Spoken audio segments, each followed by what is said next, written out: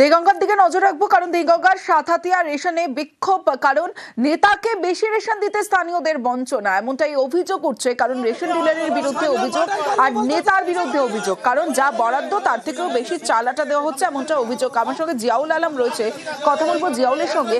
জিয়াউল, প্রথমে জানতে চাইবো যে বরাদ্দ কত আর সেই নেতাকে কত দেওয়া হচ্ছিল চাল আটা। আরো একটা বিষয় যে এটা একদিনের ঘটনা নিশ্চয় নয়, দিনের পর দিন ঘটছে, নেতা বলেই কি এই বাড়তি সুযোগ সুবিধা? একদম, দেখো এই ধরনেরই একটা অভিযোগ উঠে আসে সামনে দেগঙ্গার সাতহাতিয়া এলাকা। যখন দুয়ারে রেশন প্রকল্প রেশন দেওয়া হচ্ছিল, সেখানে দেখা যায় যে তিনি শাসক দলের নেতা, ফলে তিনি রেশন বেশি পাবেন। ফলে জন্য বরাদ্দ রয়েছে 27 কেজি চাল, কিন্তু তিনি পাচ্ছেন 50 কিলো চাল। তার জন্য বরাদ্দ রয়েছে 18 প্যাকেট আটা, কিন্তু তিনি পাচ্ছেন 40 প্যাকেট আটা। ফলে এটা আজকে দিনের পর দিন এই ধরনের রেশন তিনি বেশি নিচ্ছেন, কিন্তু গ্রামবাসীদেরকে যেটা ন্যায্য রেশন পাওয়ার কথা, সেখান থেকে রেশন নিয়ে তাদেরকে কম দিয়ে এই তৃণমূল নেতাকে বেশি দেওয়া হচ্ছে, এবং এমনটাই কিন্তু অভিযোগ করছেন। এবং যখনই এলাকার মানুষ এটা নিয়ে সোচ্চার হচ্ছেন যে রেশন ডিলারকে বলছেন যে কেন নেতা হিসেবে তাকে বেশি রেশন দেওয়া হবে, তখন কিন্তু সেই শাসক নেতা তিনি হুমকি দিচ্ছেন, খুন করার হুমকি দিচ্ছেন, প্রাণনাশের হুমকি দিচ্ছেন। আর জানিয়ে কিন্তু উত্তেজনা পরিবেশ তৈরি হয় দেগঙ্গার সাতহাতিয়া এলাকায়। সেখানে এই শাসক নেতা তিনি সরাসরি হুমকি দিচ্ছেন সাধারণ গ্রাহকদেরকে যে তিনি তার নাকি এটা পাবার যোগ্য, তিনি নেতা বলেই তিনি এই বেশি পরিমাণে চাল বা আটা তিনি নিচ্ছেন, এমনটা কিন্তু অভিযোগ আকারে উঠে আসে। ফলে এলাকায় যথেষ্ট একটা উত্তেজনা ছড়ায়। কিন্তু এই নেতা সরাসরি তিনি সংবাদ মাধ্যমের সামনে কিছু কথা বলতে চাননি রেশন ডিলারও, কিন্তু এই রেশন বেশি পাওয়া নিয়ে কিন্তু একটা উত্তেজনা পরিবেশ তৈরি হয় দেগঙ্গার সাতহাতিয়া এলাকায়। বেশ, এখানে আমরা লাইনে দাঁড়িয়ে আছি। এবার টিএমসি কিছু নেতার ফোন আসায় তাদের মাল আগে দিচ্ছে। শুধু তাই না, 27 কিলো রিসিভে 50 কিলো চাল যাচ্ছে, আর 18 কিলো আটায় 40 কিলো যাচ্ছে। আমাদের লাইনে দাঁড় করে রেখায় লাইনে থাকাকালীনে আমরা একজন স্লিপে দেখেছি টিএমসির এক নেতা 27 কেজি চাল আছে আর 18 প্যাকেট আটা আছে। তার বাইকে উঠছে এক বস্তা চাল, 50 কেজি 40 প্যাকেট আটা। আমরা তার প্রতিবাদ করতে গিয়ে আমাদের ধুমকি দিচ্ছে। এখন আমরা চাচ্ছি যে আমাদের মানে পাড়ার যত লোক আছে তারা যেন সবাই যেন মালটা পায়, বুঝে শুনে, সেই দাবি আমরা করছি। এবার একটা সিসি ক্যামেরা ফুটেজ দেখাবো আপনাদের। পূর্বস্থলীতে পর দোকানে চুরি, আর দেখুন মুখ চাদরে ঢেকে তিনজনকে দেখা যাচ্ছে মাথায় হেলমেট পরে। সিসি ক্যামেরা ফুটেজ পূর্বস্থলী, যেখানে তালা ভাঙা হচ্ছে, একের পর এক দোকানে তালা ভাঙা, এবং সেখানে শাটার ভেঙে দুটি দোকানে চুরি হয়েছে। সিসি ক্যামেরায় 4 দুষ্কৃতীর কীর্তি দেখুন। সিসি ক্যামেরা ফুটেজ আপনাদের দেখাচ্ছি। আমার সঙ্গে নবকুমার রয়েছে। নবকুমার, যেভাবে চোরেরা এসেছে তাতে শনাক্ত করা একটু কঠিন সত্যি, কারণ হেলমেট পরা, চাদরে মুখ ঢাকা, কিন্তু এখনো পর্যন্ত কি আপডেট? দেখো, এই বিষয়ে প্রশাসনের সাথে যেটুকুনি জানা গেছে, তারা কার্যত স্বীকার করে নিয়েছে যে এই ধরনের চুরি ঘটনা পূর্বস্থলীতে ঘটেছে, এবং তারা যথা শীঘ্রই এই বিষয়ে ব্যবস্থা নেবে। কিন্তু এই যে শীত পড়তেই যে চুরি, এবং তাতে রীতিমতন ভাবে তারা মুখ বেঁধে হেলমেট পরে যে করছে, এবং শীতের সকালে মানুষের রীতিমতন ঘুম থেকে উঠতে দেরি হয়, সেই সুযোগে সেই সকালবেলা কার্যত 4টা থেকে 5টার মধ্যে এই ধরনের ঘটনা ঘটাচ্ছে বলে পুলিশ সূত্রে জানা গিয়েছে। কিন্তু এই যে ঘটনা, এতে এলাকাবাসী থেকে দোকানদারেরা সবাই আতঙ্কিত হয়ে পড়েছে। যেভাবে মানে একবারে একটা গ্যাং বলা যেতে পারে, তারা সমস্ত ভাবে যে ত্রাসের সৃষ্টি করছে, শুধু পূর্বস্থলী নয়, পূর্বস্থলী সহ বিভিন্ন এলাকাতেই এই ধরনের এই শীতকাল পড়তেই যে চুরি শুরু হয়েছে, তাতে এলাকাবাসী সহ আতঙ্কিত। এলাকার লোকজন চুরির ঘটনায় এলাকার মানুষজন, ব্যবসায়ী মহলও আতঙ্কিত। মোটামুটি অ্যাক্রস যেটা জানা যাচ্ছে, সিসি ক্যামেরা দেখে একটা 10-15 ক্যামেরাতে দেখা যাচ্ছে তো 4 জন। মোটামুটি 50 প্লাস ওপরে জিনিস নিয়েছে। কয়েন ছিল, রেয়ার কয়েন ছিল, মোটামুটি নিয়েছে ওনারা। সিগারেট নিয়ে গেছে, মানে ব্র্যান্ডেড জিনিসগুলো সম্পূর্ণ, বডি পারফিউম নিয়ে গেছে, কাজু নিয়ে গেছে, কিসমিস নিয়ে গেছে। পুলিশ এসেছিল? হ্যাঁ, ঘটনা জানানোর পরে পুলিশ এসছে। পুলিশ যেটা বলছে ধরা পড়ে যাবে। আমার শুধু ফিনোলেক্সের তার চুরি হয়েছে। কত টাকা লাগবে? 1 লাখ টাকার মতো। পুলিশ এসেছিল? হ্যাঁ, পুলিশ এসেছিল। পুলিশ দুবার হচ্ছে পুলিশ, এখনো আছে পুলিশ। আগে আর একটা চুরি হয়েছে, সেইখানে সিসিটিভি ক্যামেরা চেক করছে। একই এলাকায় দুটো চুরি হলো? একই এলাকায় দুটো চুরি। আমার দোকানে একটু আগে একটা মুদি দোকানে চুরি হয়েছে, সেই দোকানে এখন পুলিশ আছে, তারা সিসিটিভি ক্যামেরা চেক করছে। পিতলের তালা চুরি, আপনারা ভাবছেন সামান্য পিতলের তালা চুরি, সেই খবর কেন দেখাচ্ছি? এতেই নস্টালজিয়া, কারণ বাবা নেই, বাবার স্মৃতি আছে সেই পিতলের তালাতে। বীরভূমের সিউড়িতে 50 বছরের সেই তালাই চুরি। ছেলেরা বলছেন তালা ফিরিয়ে দিলে চোরকে মাফ করে দেবেন তারা, তার হাতে 1000 টাকা তুলে দেবেন। শুধু তাই নয়, মিষ্টি তুলে দিতেও রাজি।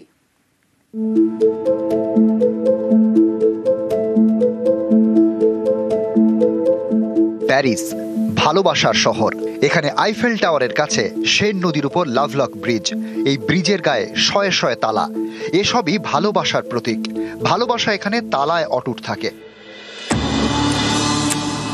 প্যারিস থেকে পশ্চিমবঙ্গ দূরত্ব কয়েক হাজার কিলোমিটার। প্যারিসে ভালোবাসার তালা, আর এ বাংলায় স্মৃতির তালা। বীরভূমের সিউড়ির টিন বাজার, এখানে একটি পিতলের তালা চুরি হয়েছে বলে অভিযোগ। তালা ফিরে পেতে থানায় 2 ভাই, তাজউদ্দিন মৃধা এবং কুতুবুদ্দিন মৃধা। 3টে তালা মারি, ফাইনাল যখন বন্ধ করি তখন সামনে পরে রেখেছি তালা চাবি সমেত। যখন লাগা দেখলো চাবিটাও এখানে পড়ে আছে, তালাটা নেই। চুরি রুখতে তালা, সিউড়িতে সেই তালাই চুরি। তালা ফিরে পেতে থানায়, কিন্তু কেন? কারণ এই তালা যে সে তালা নয়, এই তালায় বাবার স্মৃতি তালাবন্দি। মৃধা পরিবারের বক্তব্য, পিতলের এই তালা উত্তরপ্রদেশের। তালার গায়ে পুরনো দোকানের নাম খোদাই করা। প্রায় 50 বছর আগে অর্ডার দিয়ে তৈরি করা হয়। বাবা মারা গিয়েছেন অনেক বছর। এই তালাগুলিতে বাবার স্মৃতি তালাবন্ধ। সিউড়িতে 2 ভাইয়ের ইলেকট্রনিক জিনিস মেরামতির দোকান। এই দোকানেই 3টি তালা লাগানো হয়। 2 ছেলের মনে হয় বাবাই যেন দোকানটা দেখছেন, পাহারা দিচ্ছেন। এই 3টি তালার একটি কয়েকদিন আগে চুরি হয়। বাবার আমল তালা, এটা পুরো পিতল তো, লোভনীয়। কেউ হয়তো 50-100 বিনিময়ে দিয়ে দিবে, কিন্তু আমাদের কাছে এটা প্রচুর দাম। তালা ফিরে পেতে থানায় গিয়েছেন 2 ভাই। তাদের বক্তব্য, চোর এসে শুধু তালাটা ফেরত দিয়ে দিক, তাহলেই হবে। চুরির কোনো শাস্তি তারা চান না। তালা ফেরত দিলে চোরকে 1000 টাকা এমনকি মিষ্টি খাওয়াতেও রাজি 2 ভাই। যদি সে ফেরত দেয়, আমি 1000 টাকা তার হাতে পুরস্কার দেবো যে তুমি আমার দিয়েছিলে টাকাটা না, মিষ্টিকে দিয়ে তাতেও আমি রাজি আছি। বীরভূম থেকে সুপ্রতিম দাস, নিউজ 18 বাংলা। বিএলও অধিকার রক্ষা কমিটির মিছিল, কমিশনের সামনে মিছিলের রীতিমতো উত্তেজনা। ছবিটা দেখাবো আপনাদের। ব্যারিকেড ভেঙে কমিশনে ঢোকার চেষ্টা করেন যারা বিক্ষোভকারী ছিলেন তারা, পুলিশ আটকালে রীতিমতো উত্তেজনা।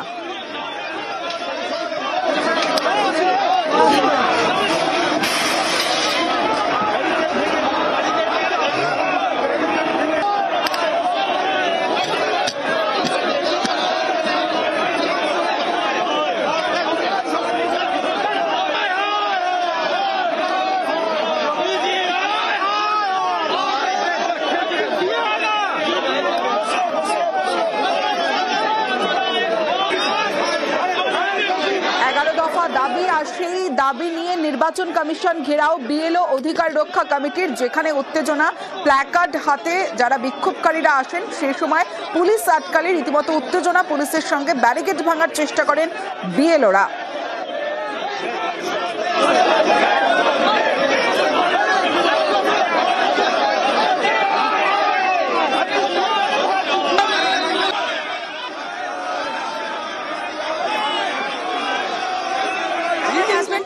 ভীষণ খারাপ। আমি এখানে কাকুতি মিনতি করছি আমার হাজবেন্ডকে বাঁচানো, আমি আর কিছু চাই না। সব সম্পূর্ণ দায়ী হচ্ছে এই ইসিআই। আমার হাজবেন্ডের নাম হচ্ছে অনির্বাণ ব্যানার্জি। এই হচ্ছে কার্ড। কি হয়েছিল আর এখন কি রকম আছে? ওনার পায়ে ইনফেকশন হয়ে গেছে, উনি পা হারাতে বসেছেন এখন। আমরা হচ্ছে সহকর্মী, ইয়ারও চাপ দেয় যে আপনি বরকে ভর্তি করতে যাবেন না, আপনি কাজ করুন। বউকে চাপ দিয়ে কাজ করার পর ডিএমকে আমরা জানিয়ে এসেছি যে অতি দ্রুত যেন চিকিৎসা ব্যবস্থার দায়ভার নেওয়া হয়, এবং ইসিআই কে জানাতে এসেছি আমরা চাইছি ঢুকতে, ওনারা ঢুকতে দিচ্ছেন না। ওকে জোর করে কাজ করিয়েছে, এর প্রতিবাদে আমরা লেটার নিয়ে এসেছি। আমরা ভেতরে যেতে চাইছি, যেতে দিচ্ছে না, পুলিশ ধাক্কাধাক্কি করছে। কাজের চাপ কমাতে হবে, ডেটা এন্ট্রির বাড়তি চাপ দেওয়া যাবে না। 2 বছরের কাজ 1 মাসে শেষের নির্দেশ অবিলম্বে প্রত্যাহার করতে হবে। পরীক্ষার মরশুমে শিক্ষকদের স্কুল থেকে সরিয়ে নিয়ে এসে শিক্ষার্থীদের ক্ষতি করা চলবে না। বিএলওদের অন ডিউটি সুনিশ্চিত করতে হবে। নির্বাচন কমিশনের কাজের চাপে মৃত বিএলওদের পরিবারের একজনকে চাকরি দিতে হবে। এই 11 দফা দাবি নিয়ে নির্বাচন কমিশন ঘেরাও বিএলও অধিকার রক্ষা কমিটির।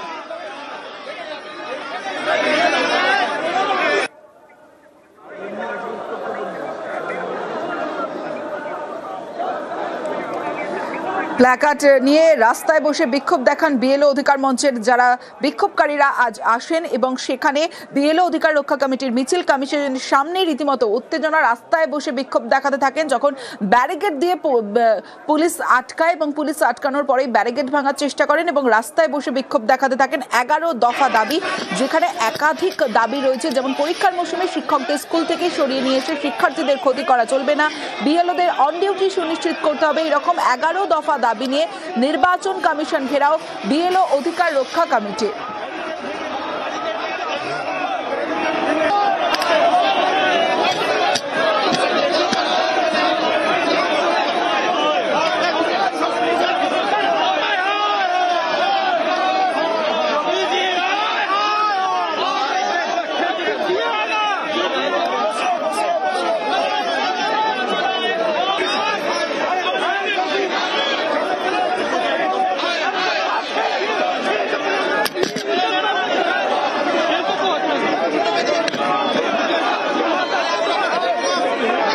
ফোন আসতো, ফোনে প্রেশার আসতো, ফোনে প্রেশার এলে কি হবে, ব্রেন স্ট্রোক হয়ে গিয়েছিল।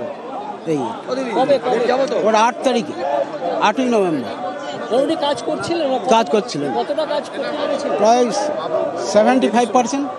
সময় বেশি হলে আশা করি কিছু হতো না। ক্ষতিপূরণের দাবি, এই কথাগুলো জানাবো আর কি। বাড়িতে একটা ছেলে আছে, যদি চাকরি দেওয়া হয় এই কারণে। আমার বাবা এসআইআর এর কাজ করছিল, এসআইআর যে অ্যাপটা দিয়েছিল সেই অ্যাপটা ঠিকভাবে কাজ করছিল না, সার্ভার প্রবলেম চলছিল, যার কারণে তিনি অতিরিক্ত চাপে ছিলেন, টেনশনে ছিলেন, ফলে তিনি ওই কাজ করতে করতেই মারা যায়। আমার তাই ইলেকশন কমিশনের কাছে অভিযোগ যে ইলেকশন কমিশন যাতে আমাদের যে ক্ষতি হলো স্যার তার ক্ষতিপূরণ একটা দেখ, উপযুক্ত ক্ষতিপূরণ দেখ। এছাড়াও আমি আমার বাড়িতে যোগ্য একজন আছি, তার একটা কর্মসংস্থানের ব্যবস্থা করে দেয়।